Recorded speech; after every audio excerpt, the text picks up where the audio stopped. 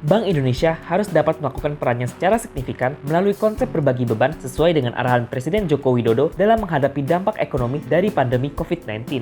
Pandemi COVID-19 telah memberikan dampak nyata kepada perekonomian melalui kontraksi pertumbuhan bernilai negatif pada kuartal kedua tahun 2020. Kondisi inilah yang akhirnya menyebabkan angka defisit APBN 2020 semakin melebar secara signifikan. Untuk mengentaskan kondisi kas keuangan negara yang terseok-seok, pemerintah telah menerbitkan global bond dalam jumlah besar yang dilepas dalam mekanisme pasar. Namun, jumlah ini berpotensi menimbulkan masalah baru dan oleh sebab itulah konsep berbagi beban memegang kunci penting bagi upaya penyelesaian krisis ekonomi. Konsep berbagi beban merupakan upaya melaksanakan program pemulihan ekonomi nasional antar pemangku kepentingan terkait, antara lain Bank Indonesia, OJK, LPS, Kementerian Keuangan, dan sektor swasta dalam semangat kegotong royongan yang telah mengakar untuk menghadapi situasi sulit ini bersama-sama. Dengan demikian, tanggung jawab atas beban permasalahan biaya bunga utang tidak hanya di pundak pemerintah. Setiap pihak dapat melaksanakan perannya masing-masing agar perekonomian dapat bangkit dengan saling berbagi beban. Akan tetapi, seiring dengan pasokan likuiditas yang semakin sulit di pasar, bunga surat berharga negara cenderung meningkat dan terus naik.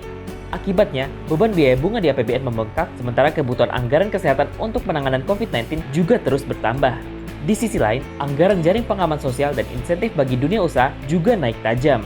Sejatinya, solusi atas kesulitan yang dihadapi pemerintah ini dapat dientaskan bila setiap pihak mau berkolaborasi dan berbagi beban.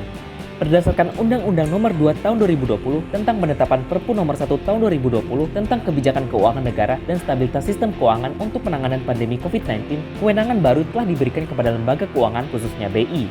Sesuai dengan aturan inilah, BI dapat membeli surat berharga negara yang diterbitkan pemerintah di pasar perdana. Jadi, surat berharga negara tidak perlu dilepas ke mekanisme pasar dan dibeli oleh asing. Faktanya, sampai saat ini bunga surat berharga negara yang diterbitkan oleh pemerintah diserap pasar maupun oleh BI pada kisaran 7-8% dan punya kecenderungan meningkat. BI dapat membeli surat utang negara yang diterbitkan pemerintah dengan bunga 0% atau dikenal sebagai zero coupon bond dalam rangka penggunaan anggaran untuk penanganan kesehatan, bantuan sosial, dan anggaran pelayanan serta transfer daerah. Karena itulah, BI diyakini akan bersedia mengambil peran untuk berbagi beban dengan pemerintah tersebut. Walaupun peran ini membutuhkan waktu untuk mewujudkannya, karena BI dikenal sebagai lembaga yang menerapkan tata kelola secara ketat dan teguh memegang prinsip independensi bank sentral. Surat utang berbunga 0% ini diharapkan dapat terjadi dan diserap langsung oleh BI sehingga pemerintah dapat kembali fokus dalam mengentaskan krisis ekonomi yang dialami bangsa saat ini.